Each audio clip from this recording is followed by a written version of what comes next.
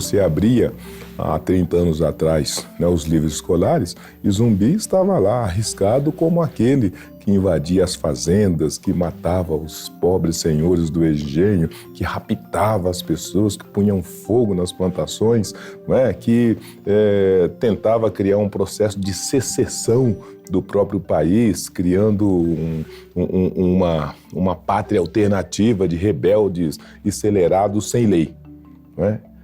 O livro só não dizia por que ele fazia aquilo. E quando todo mundo entendeu por que se fazia aquilo, né, então todo mundo entendeu que a trajetória do indivíduo e dos grupos foi lutar contra a opressão, foi lutar contra todo tipo de injustiça, foi lutar contra a subjugação para se constituir como um grupo de homens e mulheres livres. O brasileiro médio talvez não saiba sobre Zumbi dos Palmares e sobre essa epopeia dos negros no nosso país, mas parece que eles sentem, que eles intuem sobre isso. E justamente por sentirem e por intuírem, foi possível fazer talvez essa revolução cultural mais extraordinária, né, da nossa trajetória histórica, sobretudo depois da República, que foi essa reconstituição de Zumbi dos Palmares, né, de um pária social, né, de um marginal legal, oficial, de um rebelde sem causa, né, para um herói de todos nós, numa dimensão em que mesmo essa formalização, esse ato legal, né, de se definir alguém como herói, é um ato que exige uma manifestação de uma parte do Brasil que não é de negros, né? Toda a personalidade, para ser nomeada, para ser reconhecida como um herói nacional, precisa ter o seu nome aprovado pelo Congresso Nacional. E o Congresso Nacional, como é sabido, não é um espaço em que tem negros numa representação significativa. Logo, os negros não teriam os votos, né, para fazer com que os representantes do povo pudessem aprovar Zumbi dos Palmares como herói nacional. Mas ainda assim, diante dessa limitação, isso não foi um impedimento para que ao final o Congresso aprovasse à unanimidade, né, a concessão desse título de herói nacional. E agora, para definir esse dia do aniversário da sua morte como um feriado nacional de todos os brasileiros, é um salto histórico extraordinário.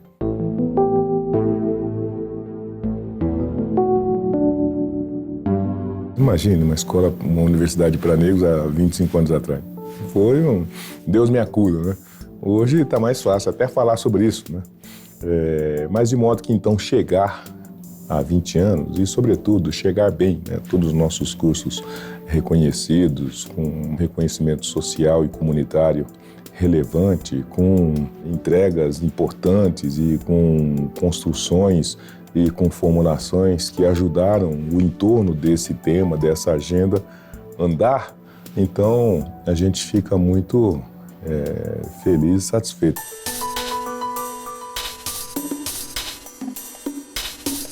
No ano que seria a comemoração dos 100 anos, né? Aniversário de 100 anos de morte de Machado de Assis. E aí nós achamos que era um momento importante para poder fazer essa provocação e trazer à luna essa discussão. Olha, Machado de Assis e tantos outros foram apagados, foram invisibilizados, foram desidentalizados. E com isso, o processo da violência estética e cultural, ele permanece e ele impede que nós conhecemos a verdade, né? E por conta disso, pensamos que de que maneira que a gente poderia fazer uma ação bacana e bastante propositiva. E aí veio a ideia, e se a gente fizesse essa campanha, né, apresentando o Machado de Assis real, com todo o histórico, por que ele é o Machado de Assis real, por que ele é negro, etc. e tal, e mais ainda, se nós fizéssemos uma grande pesquisa para identificar a fotografia dele, do original. E se a gente pegasse tudo isso e sugerisse, puséssemos numa plataforma e estimulasse as pessoas a trocar a fotografia que eles têm no livro por essa que é do Machado de Assis real. E foi muito legal, muito gostoso, e a receptividade foi intensa, porque todo mundo se juntou, né, para fazer o debate, para fazer a divulgação da campanha. E com isso, o que nós vimos foi os meninos entrarem no site para imprimir a fotografia do Machado de Assis. A Secretaria de Educação aqui de São Paulo, inclusive, foi uma parceira importante, porque todos os meninos da escola municipal entravam, pegavam, ia na biblioteca e colava a nova figura.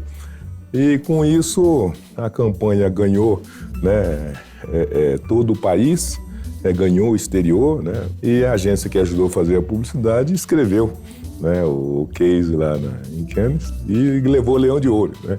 Então, com isso e com o Leão de Ouro, ela ganhou mais força ainda. Então, tudo que você via de registro de Machado de Assis no país foi automaticamente trocando pela fotografia do Machado de Assis. Todas as feiras literárias trocaram, então reconstruiu o paradigma, né?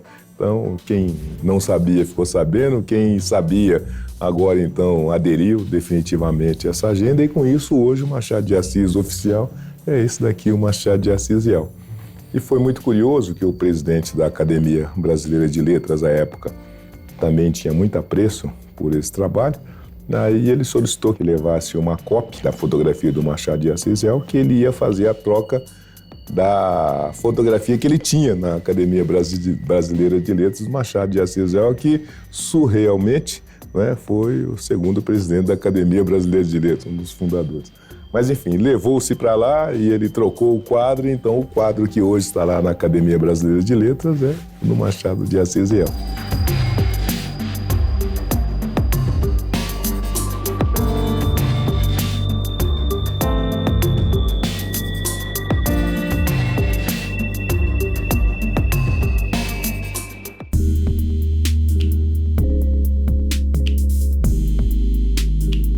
Se você quiser saber a história de um negro ou a história negra em profundidade aqui do nosso país, você tem que ir nos museus americanos, talvez em Londres, em Paris ou alguns museus africanos, porque aqui no Brasil você não tem registro nenhum da história dos negros, né?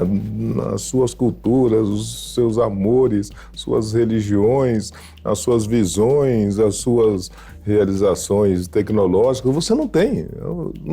Aliás, a coisa é tão brutal que a gente não tem sequer meios e mecanismos de saber qual é a origem da África que eu pertenço, de onde eu vim, quem sou eu. Nós não temos no nosso país, nem nos livros escolares, nem nos sistemas de registro e inventários, como é o caso dos museus, dos centros culturais, uma informação sobre isso. E nós também sabemos quase nada do que foi mesmo a brutalidade da escravidão. A gente vê aí, passando uma notícia aqui, outra ali, mas o que foi mesmo? Não está no Museu do Ipiranga, não está no Museu da Língua Portuguesa, não está no Museu Nacional, você não acha essas informações. Né? Como bem diz aí na história, em algum momento queimaram todos os documentos, queimaram a história. Então, de repente, cortaram a metade, sabe, da nossa trajetória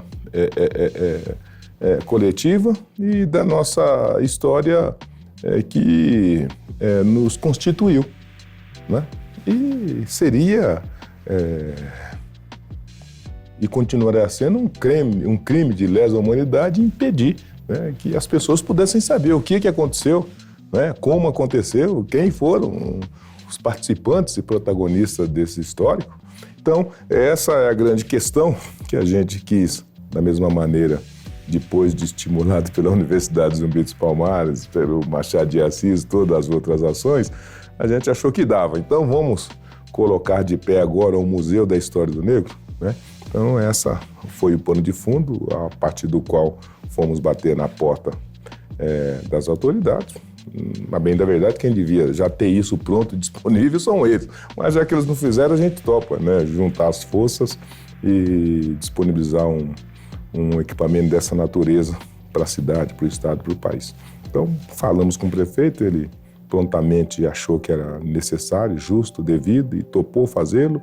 O governo do estado de São Paulo também achou necessário, importante e justo fazê-lo.